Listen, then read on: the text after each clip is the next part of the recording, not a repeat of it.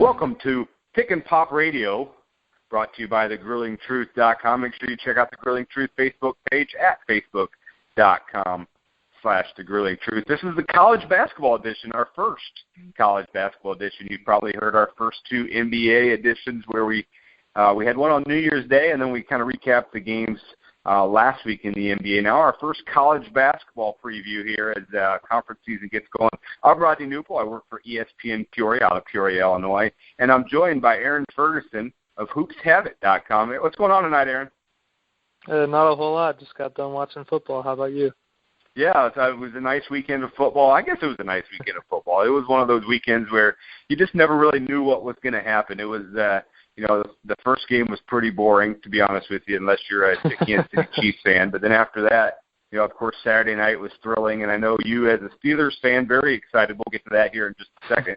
But then today's game, which Sunday's games, 10-9, which, some people probably really liked, and then some people probably wish there was more points. And then Green Bay Packers kind of coming out of their shell a little bit and playing well. So Steelers fan, obviously, probably pretty excited about last night's game, right? Excited about the win, but concerned about the injuries. And I think the biggest one's D'Angelo Williams more than Antonio, because they have plenty of receivers, and Landry Jones has proven that he can win too. So I think the running back position is going to be the biggest concern going into next week against Denver. Yeah, Landry Jones has won before. I just don't think there's any chance Landry Jones is going to win in Denver. But you never know. I mean, the NFL is what it is. You never know what's going to happen. And, obviously Peyton Manning, his first real start in a long time. So it'll be interesting to see what happens in the NFL next week. And then, of course, the Carolina-Seattle game, I think, is going to be interesting because, we're seeing kind of the new NFC. And I guess really nobody's the NFC champion until Seattle's knocked off. But we're kind of seeing the team that everybody thinks or kind of won the regular season NFC against the two-time defending NFC champions. I think that'll be a good one. And then the AFC, of course, New England and Kansas City. In Kansas City, no matter what you and I or anybody think of Kansas City, all they're doing right now is winning, right, Aaron? Yeah, they've won 11 straight, and they're red hot. Yeah, and this weekend in football, before we get to college basketball, this weekend in football, I found it interesting that really the better quarterbacks won in all four games. And to me, it's such a quarterback league. I know you can win with backups, and if you have a really good defense, you can win. But, Aaron Rodgers beat Kirk Cousins. Aaron Rodgers is a better quarterback than Kirk Cousins. Whether his stats say it this year or not, overall he is. Russell Wilson beat Teddy Bridgewater. Russell Wilson's shown he's a better quarterback than Teddy Bridgewater. A.J. McCarron got beat by Ben Roethlisberger. Ben Roethlisberger is a better quarterback than A.J. McCarron. And then Alex Smith, Brian Hoyer. Alex Smith is a better quarterback than Brian Hoyer. Alex Smith wins the game. So, I mean, Aaron, I know you're wanting to think that Landry Jones is going to win, but if Landry Jones is starting, do you really think the Pittsburgh Steelers can go into Denver and win? I believe that if they have a running game, that's what's going to take the pressure off of Landry Jones. Of course, Ben hasn't been ruled out yet, but I think D'Angelo Williams would be the ultimate factor. If D'Angelo can go next week in Denver, I think that'll certainly help and possibly give the Steelers a chance to win. But it's all going to depend on the running game if Ben can't go. Yeah, and Toussaint looked okay. I mean, he looked like a guy that can survive in the NFL, but you're right. I mean, obviously Le'Veon Bell is the first choice, and D'Angelo Williams is the second choice. You're on the third choice now. So yeah, I think that'll be interesting in the NFL, and we'll find out in 6 days when we get going on Saturday and Sunday again next week for the National Football League. Well, let's turn our attention to college basketball since this is Pick and Pop Radio College Basketball Edition, and we finished up a nice week of college basketball. A few games are finishing up as we speak here on Sunday night. A few stories that I wanted to pass along. Obviously, the most latest is UNLV has fired their coach after a slow start. He was 0-3 in conference season. Coach Rice from UNLV. And Aaron, I'm not terribly familiar with I know Coach Rice, what he's done there at UNLV. I'm not terribly close to the situation, but it seems like that was kind of a quick firing for a guy that's had some success over there at UNLV. Yeah, it was kind of a surprise since they are 9-7 this year. They went 9-4 non-conference play, so of course they had an 0-3 start, and that's never a good thing, but kind of surprising from a mid-major conference. Right. Yeah, it is, and it looks like the interim coach is Todd Simon. Todd Simon was previously the coach at Findlay Prep, which is owned by Cliff Findlay, a big alum and UNLV booster. So some interesting things could be going down there at UNLV, but Dave Rice is officially out after an 0-3 start in the Mountain West Conference. Another top story I wanted to mention is, Alonzo Trier out for Arizona, sixth-ranked Wildcats. He's their top scorer, averaging close to 15 points a game. Now, Arizona did lose that game at USC. This is a big impact for Arizona, isn't it, Aaron? Yeah, it's tough anytime you lose your leading scorer, but Trier has really solidified himself in the middle or in that backcourt. He's a team leader on and off the court. In that game alone, he shot 10 of 19. They went to 4 overtimes. He played 53 minutes. He rebounded the ball 6 times, had 4 assists. So he's a very good player. He always has the ball in his hands, and it's going to be a big loss for the number 7 Wildcats. Yeah, and another story I wanted to mention is, you're a little more familiar with this. Aaron is a Virginia Tech basketball fan. I don't know if you want people to know that or not, but you are. So, but you guys beat Virginia earlier in the week, and obviously that was a big win. But now Virginia's lost 2 in a row. Georgia Tech got this week. What's going on with Virginia? Well, it's tough to win on the road in the ACC. It's tough to win on the road in any conference, whether it's a mid-major, a small major, or even these Power 5 conferences. But specifically in the Virginia Tech game, Virginia turned the ball over 16 times, which is never a recipe for success. There was a lot of fouls in the game. Malcolm Brogdon fouled out. They had 22 fouls total. Mike Tobey battled foul trouble. But then they also shot 49%, which is a pretty good percentage, but they fell behind early. They trailed at halftime by 5 points, 26-21 by 5 points, and Virginia Tech just kept at them. But then when they went on the road to Georgia Tech, they couldn't knock down shots. They shot 40.4%, 22.2%, 4 of 18 from three-point land, and just a pretty bad 63.6% from the free throw line, which is uncharacteristic of a Virginia team. Yeah, and another thing that came across is the Denzel Valentine for Michigan State. If you watched ESPN on Thursday night, Michigan State looked really good against a bad Illinois team. Let's face it, Illinois is not very good, although Illinois did pick up an upset Sunday night over Purdue. But Denzel Valentine comes back. Michigan State scores 92 in a road win at Penn State. Aaron, there's a lot of good teams. Well, Denzel Valentine, and he only played 23 minutes and 4 for 11 from the field. But there's a lot of good teams in college basketball. But when healthy, is Michigan State the best team in the country? I think there's 2 teams in the Big Ten that have a chance to win the national championship, and I certainly think Michigan State is one of them because of the way Denzel Valentine plays. He's a lot like Draymond Green is to the current Golden State Warriors, which is crazy because they both played at Michigan State. They both play for Tom Izzo. So there's a lot of similarities in their game. But Denzel Valentine's more athletic. They both lead on and off the court. They both rebound the ball. They both pass the ball. They're both active on the defensive end, and they both can score, even though Valentine struggled in his return today. But you have to look at Michigan State, what they did without Valentine. They played a very good Oakland team at the Palace of Auburn Hills, technically a neutral court game. But Michigan State went 3-1 without Valentine. That allowed their true freshmen to get plenty of experience. That allowed some of their guys who, they were considered to be a young team coming in because Valentine was really the only big starter from last year's team. Of course, they have Matt Costello and Gavin Schilling as well. But the loss of Valentine should have been bigger than what it was. For them to go 3-1 without him was huge, and I think it proves how deep they are as a basketball team. Right, and then the other Big Ten team, I guess, that you would call a national championship team has got to be Maryland, right? No. No? a team that I went to the Big Ten tournament last year and covered it, and the team that I fell in love with when they got a commitment from Caleb Swanigan was Purdue. No one can match their size. Nobody in the country can match their size. With A.J. Hammond and Isaac Haas at center and Caleb Swanigan at forward, and they have a great couple of great perimeter shooters, and they really are probably one of the most balanced teams in the country. Of course, Butler proved that you can beat them.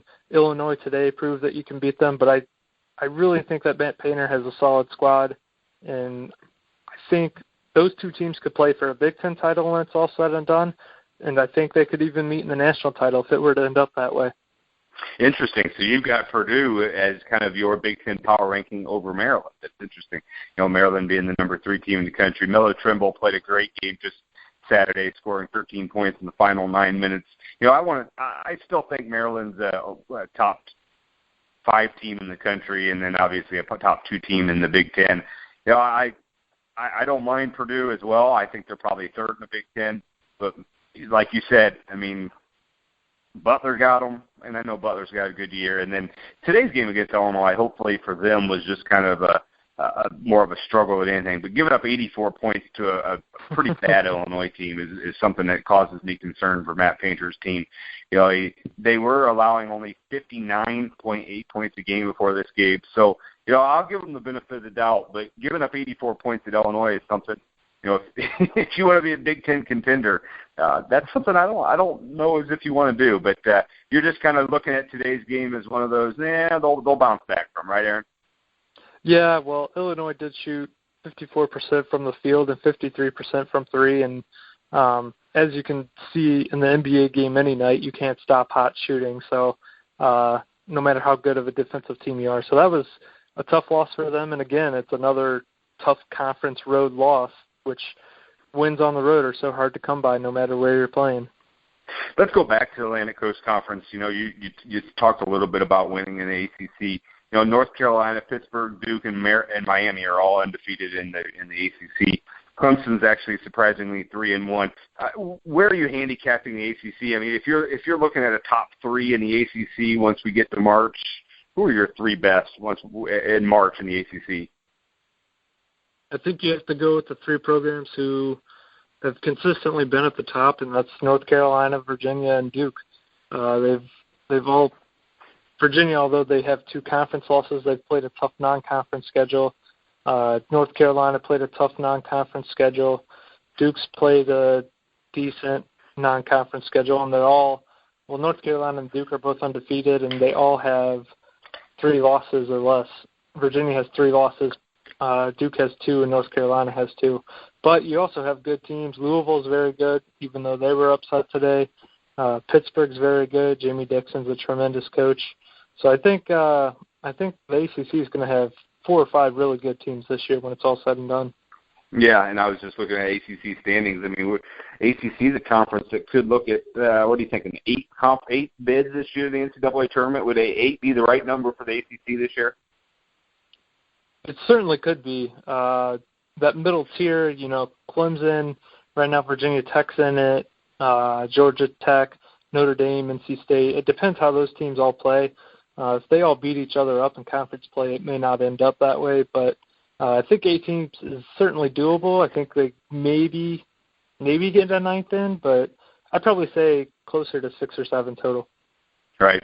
Big 12, obviously, and we haven't even got to last Monday's game. The first Big 12, Big Monday game, the game of the week is, I'll just say right now it's going to be the game of the year. Kansas, Oklahoma was a thrilling game. Both teams finished over 100 points. Buddy Hield scored 46 points. It was just a thriller. I know we talked about it in our NBA coverage of last week. But I did want to talk a little bit about the Big 12, and I'm kind of looking ahead here, because we're going to start looking at some games that are coming up this week. But a big game Tuesday night in the Big 12 as top-ranked Kansas, who obviously beat Oklahoma and then went on the road and beat Texas Tech, a Texas Tech team that had been playing fairly well. They were 11-2 coming in that game. But Kansas has to go to Morgantown, and they're going to take on a West Virginia team that hasn't lost in conference play either. What are you looking at with Kansas, West Virginia on Tuesday night? I think it's more than anything, I think in college basketball it comes down to the coaching matchups. So I think Bill Self, obviously a very good coach, and Bob Huggins, who has also been a very good coach. Kansas hasn't lost on the road yet. They're 2-0 this year on the road. West Virginia hasn't lost at home. They're 7-0 at home. So I think the coaching matchups, the X's and O's, are really what it's gonna boil down to. Tuesday night, so we're going to start looking ahead at the games this week. Tuesday night, another big game in the ACC at John Paul Jones Arena in Charlottesville.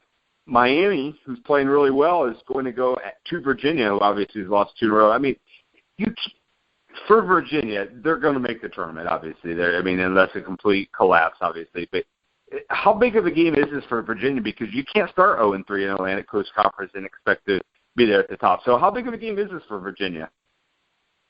Well, I think it's huge. They're actually 1-2 in ACC play right now, but I think it's huge because they're at home. They're at home, coming off of 2 losses on the road, and I think they're probably Tony Bennett's going to have that squad angry. London Parentis against Virginia Tech on Monday night. He was on fire from 3. He was 7 of 9 from 3-point land, and that's where all of his points came, coincidentally. So I think Virginia is really going to get him going. They're going to have to get Brockton going. They're going to have to get Toby going. But I think they're going to come out angry. Of course, they're 7-0 at the JPJ this year, so I think they'll get it done against Miami. In the Big Ten Tuesday night, we have another decent game. Wisconsin's not nearly. Wisconsin's a borderline tournament team. In fact, right now, if the tournament started, they would not be in at 9-8. So they're certainly not as good as they have been. But they're taking on a Northwestern team who has never ever made the NCAA tournament. Northwestern's 14-3. Obviously, it's kind of an obvious statement in saying this is a game Northwestern has to win if they want to be an NCAA tournament team. Are you buying into Northwestern possibly being an NCAA tournament team out of the Big Ten? Yeah, in fact, I wrote a Big Ten preview earlier this year over at hoopshabit.com, and I think I had Northwestern either 5th or 6th when it was all said and done by the end of the year in the Big Ten conference standings. So I think playing at home will help them out. They've had some big wins at home before, and I really think the Northwestern brand of basketball, they're deep. They have a lot of leadership. They have a lot of veteran players. I really think this is the year for them. Also in the Big Ten, Maryland is at Michigan Tuesday night. That's an 8 o'clock Central Time, so 8 o'clock local time, 8 o'clock Central Time. So Maryland at Michigan in the Big Ten. It should be a great ball game. Maryland obviously 4-0 in the conference, 15-1 overall. Michigan at 12-4 with the 1 loss in the conference play. For Michigan, this is a game. Obviously, if you want to compete at the top of the Big Ten, you got to win. What are you looking at? Maryland, Michigan Tuesday night. I think Michigan's going to have to find scoring from somewhere, especially just the way they've played this year. They really haven't had a very tough conference schedule, and I think they're just going to have to find scoring. They're going to have to match Melo Trimble. They're going to have to match Diamond Stone. They're going to have to match Jake Layman. Maryland's they're definitely top 3 team in the Big Ten for sure when it's all said and done. So it's going to be difficult for Michigan just to match the depth that Maryland has. Last game I want to talk about on Tuesday in the Big 12, Iowa State at Texas. I think Texas is a pretty big disappointment. I think a lot of people thought they would be, maybe a little bit better than they are. They're 9-6, 1-2 in the conference play. Shaka Smart's gotten off to a little bit of a slow start there. Iowa State at 12-3 overall, 1-2 in the conference play. So they're both needing that win to get back to 500. This is a game that's in Austin. Is this another game Iowa State may tumble and lose their 3rd conference game? Where are you looking at Iowa State, Texas? I think it certainly could be, but Iowa State they're too talented, they're too good. But Shaka Smart, he's done a pretty good job. I don't know. I don't think we should have expected a huge turnaround from him this year. But 9-6, they're obviously very good. 7-1 at home. It's hard to win in Austin. The students are great. It gets rowdy there at the Frank Irwin Center. But I think Iowa State just has a better point guard in Monte Morris. I think George Niang's very good. And I think Iowa State just has too much talent for Texas to top. Moving to Wednesday, we'll cover Tuesday, Wednesday, Thursday, and we'll leave the weekend for later. But Wednesday out of the ACC in Greenville, Duke at Clemson. Are we sold that Clemson's a borderline contender in the ACC, or is Duke going to come in there and win yet another road ACC win for Duke? Where you Duke Clemson Wednesday night? I don't know that Clemson's necessarily going to be towards the top of the conference. I think they'll be in that 5, 6, 7 range, and I think they could get into the tournament. But I think Duke is just going to be, again, too much to handle on the road. Brandon Ingram has looked very good. I watched their game Saturday against Virginia Tech, and they were lights out from three-point land. And obviously they feed off their home crowd at Cameron Indoor. But I think Duke, of course, Coach K is a terrific coach, but I think they just have too much talent for Clemson to handle. One of the, I would call it, I think one of the best teams in the country is the Villanova Wildcats. They're 14-2. Their two losses are to Oklahoma and to Virginia, two obviously really good teams. Villanova came away with the win Sunday night at Butler, which is an impressive win. Marquette comes to Villanova. Marquette obviously had a little bit of struggles this year. Marquette, struggled through most of the season. Villanova has not. Does this look like a blowout in your books, Marquette at Villanova? I don't think so. Marquette hasn't been terrible. They're 12 this year. An improvement, probably their best year since Buzz Williams left. And they have an NBA draft prospect in Ellenson who's averaging 16 and 10, 16 points, 10 rebounds a game. So I think it's possible that Marquette could battle back and get a win, but Villanova's tough at home. They have a lot more talent. They have a great point guard, Ryan Arcidiacono, and I think Villanova will just have too much talent to overcome for Marquette. Out of the Big 12 Wednesday night, Oklahoma has to go to Oklahoma State. We've seen this whether it's football, whether it's basketball. The Big 12, the big rivalry here, Bedlam. Oklahoma 13-1, 2-1 conference play. Oklahoma State struggled a little bit, 9-6 overall, 1-2 in the conference.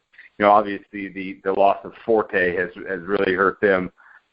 Can Oklahoma State find a way to pull an upset in this one?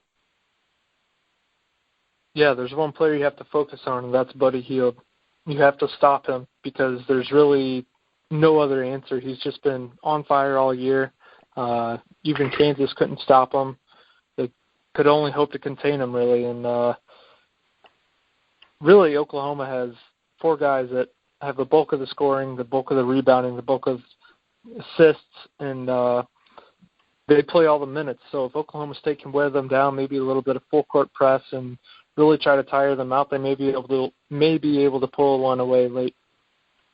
Out west for the final game Wednesday night that we're going to cover, USC is at UCLA. USC is off to a nice start, 14-3 overall, 3-1 in the Pac-12. Obviously, UCLA coming off that thrilling win where I think everybody's seen it by now. Bryce Alford hit the 3 right in front of Russell Westbrook, right on Westbrook's basically his donation / I don't know, whatever you want to call it. But 11-6 for UCLA should be a fun game in the Pac-12. It'll be a late one. A lot of people haven't seen these two teams because it seems like obviously they're playing late at night for both the Central Time Zone and East Time Zone.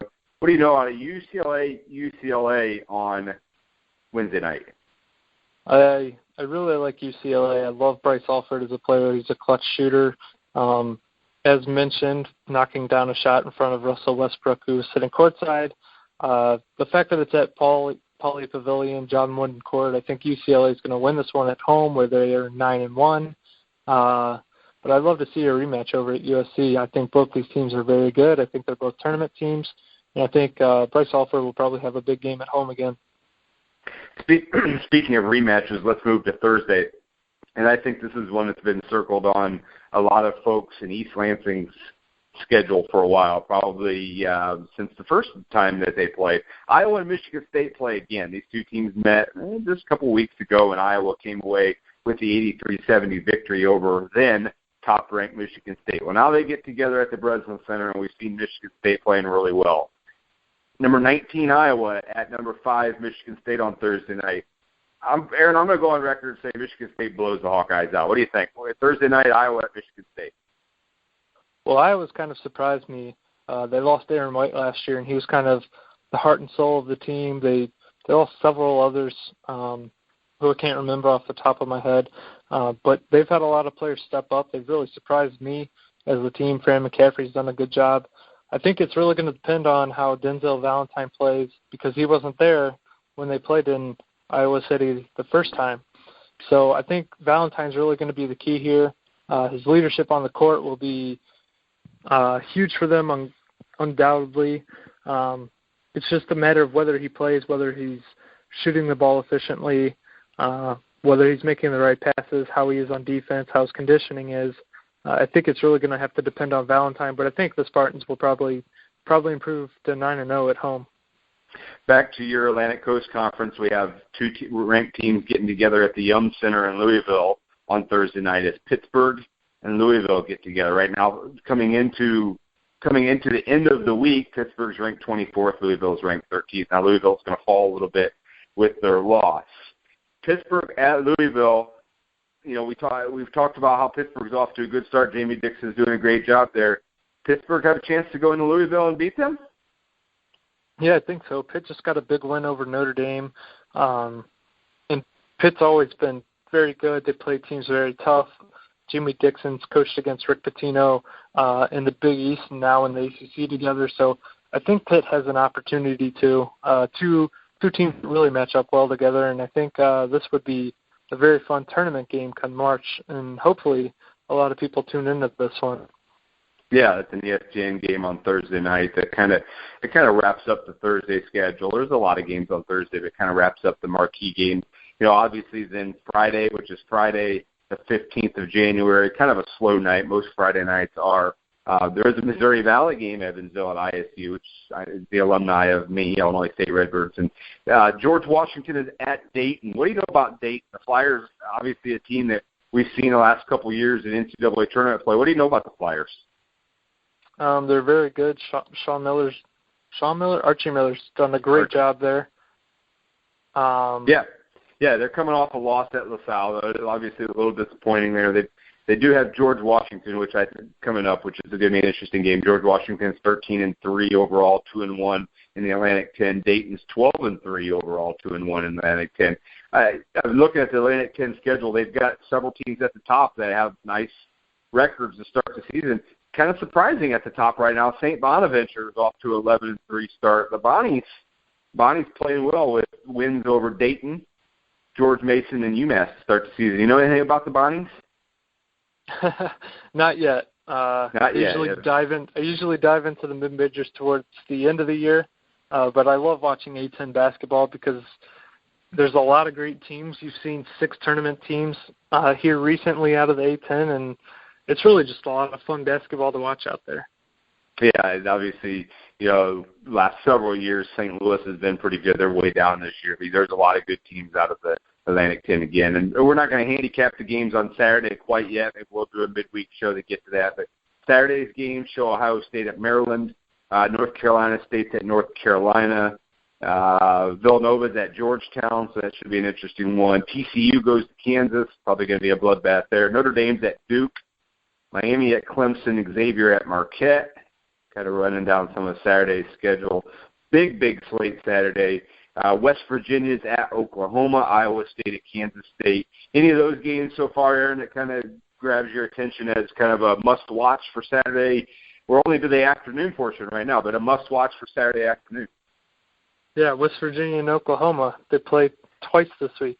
Oh, no, sorry. Yeah. Kansas plays West Virginia. My apologies. Right, but West Virginia's got... Yeah, West Virginia has the 2 top teams in the country that really should both be ranked number 1 if the pollsters vote that way. And it's going to be tough going at Oklahoma to win, but it's going to be tough playing Kansas at home too. So I think watching West Virginia twice this week is really going to tell us a lot about this team and how they're going to fare come March. Yeah, looking at the polls, obviously the new polls will be out tomorrow, which is Monday.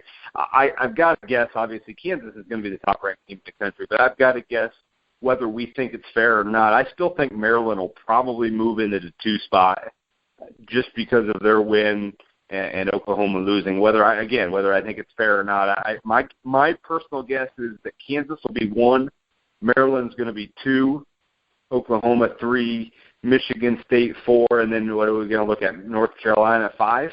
I would guess that would probably be how the AP poll will shake out Monday. Aaron, if you're guessing the AP poll, are you keeping Oklahoma at 2? Yeah, I'd probably keep them at 2 just because that game, I mean, it was in Lawrence, so whatever point spread that is in Vegas, and then they only lost by 3 in triple overtime. So it would be awfully hard for me to handicap Oklahoma down to the number 3 or 4 spot. But I'm curious to see how far Virginia falls after 2 road ACC losses this week. Yeah. You're listening to Pick and Pop Radio at the College Basketball Edition, our first College Basketball Edition of Pick and Pop Radio. We do have NBA shows coming to you weekly, if not twice a week. We're still working on a January schedule here, but with this Pick and Pop Radio, I'm Rodney Knuppel. I'm on air for ESPN Peoria out of Peoria, Illinois. I'm alongside Aaron Ferguson, who's a writer for HoopsHabit.com. Aaron, we're getting ready to wrap up here for this evening's show. Kind of what are some things you're most looking forward to here in the college basketball as we get to mid-January? Obviously all the conference games going on, but anything particular you're looking at? I think just looking at some of those marquee matchups between teams at the top of the conference, that's probably why I'm going to keep a close eye on West Virginia and Kansas and West Virginia and Oklahoma this week. That's really going to tell you a lot about how these teams may or may not play in March. Just these different styles, how they face adversity, whether they're on the road or at home. And I think those are some of the keys that I look for here, at least in the early part of the conference schedules. Real quick, turning our attention back over to the NBA, what can we look from you at HoopsHabit.com? Any latest articles that we can check out here recently? Well, tomorrow I plan to release an article on the Detroit Pistons, the team that I cover over at Hoops Habit, just about how they have a tough schedule coming up. I do daily fantasy. I cover DraftKings daily fantasy over there. I do that basically when there's a pretty full slate of games, 7 or more typically is when I'll do that. Won't be one tomorrow because only 3 NBA games. But I plan on probably writing at least 2, maybe 3 Pistons articles, and I've got some NCAA stuff that I want to work on too. So I keep churning stuff out over at hoopshabit.com. You can click on my bio page. You can just go to the Detroit Pistons tab, and the majority of the articles there are written by myself. If you play DraftKings Daily Fantasy Sports, hopefully I can help you out and win you some cash in some of your DraftKings contests this week. And they can follow you on Twitter at sports_Aaron, correct? Correct. AARON. Yep. AARON. There we go. So we're going to wrap up for the night. This has been Pick and Pop Radio. I am Rodney Knuppel alongside Aaron Ferguson. This has been the College Basketball Edition of Pick and Pop Radio. Make sure you check out our sponsor, The Grueling Truth, at facebook.com/TheGruelingTruth. Aaron, thanks for joining me tonight, and obviously looking forward to seeing some college basketball this week, and then we're going to start talking some NBA as we get towards the middle of the week. Yeah, thanks, Rodney. Thanks for having me. Sounds good. I'm Rodney Knuppel, Aaron Ferguson. This is Pick and Pop Radio College Basketball Edition. We'll talk to you guys next week. So long for just a while.